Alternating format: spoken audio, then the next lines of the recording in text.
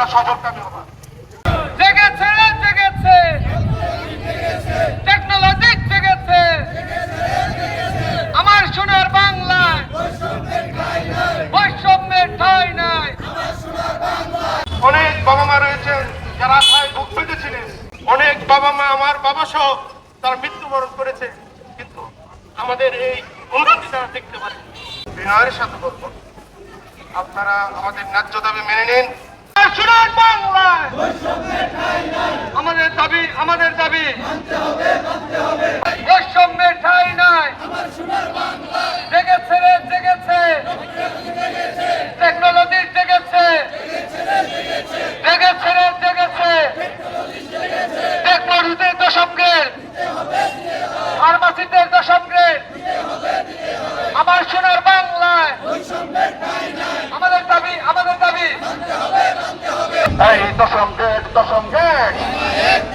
এই দফা এক দাবি এক, এই দশম গেট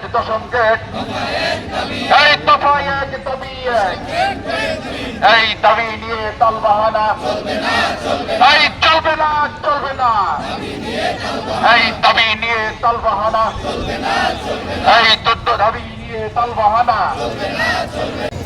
রহিম, আমি জুয়েল রানা, সাধারণ সম্পাদক টাঙ্গাইল জেলা বিএনপি। আমরা আজকে অর্ধদিবস কর্মবিরতি, এর আগে আমরা 2 ঘন্টার কর্মবিরতি পালন করেছি। আপনারা জানেন যে মেডিকেল টেকনোলজিস্ট এবং ফার্মাসিস্ট ডিপ্লোমাধারী সরকার 1989 তৎকালীন সরকার ঘোষণা দিয়েছিল সকল ডিপ্লোমাধারী তারা সমমর্যাদা করবে, সমগ্রেডে থাকবে। কিন্তু তার ধারাবাহিকতায় 1994 সালে আপনার ইঞ্জিনিয়ারিং ডিপ্লোমাদেরকে 10ম গ্রেড দেওয়া হয়েছে, 2011 সালে নার্সদেরকে 10ম গ্রেড দেওয়া হয়েছে এবং 2018 সালে কৃষি ডিপ্লোমাদেরকে 10ম গ্রেড দেওয়া হয়েছে। কিন্তু আমাদের সমযোগ্যতা থাকা সত্ত্বেও মেডিকেল টেকনোলজিস্ট এবং ফার্মাসিস্টদেরকে হয়রানির শিকার করা হচ্ছে বিভিন্ন ফাইল কোয়ারির মাধ্যমে, যেটা অত্যন্ত দুঃখজনক বিষয়। আমরা বঞ্চিত হচ্ছি।